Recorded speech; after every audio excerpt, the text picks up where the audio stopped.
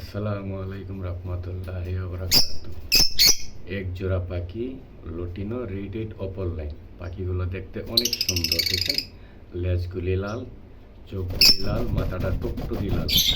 এই পাখিগুলো আমি আপনার দুইবার ডিম বাচ্চা করেছি, কিন্তু আমার এখানে জায়গা নাই, সে কারণে পাখিগুলো অনেক রেস্টে পড়ে রয়েছে, প্রায় 2 মাস ধরে রেস্টে পড়ে রয়েছে।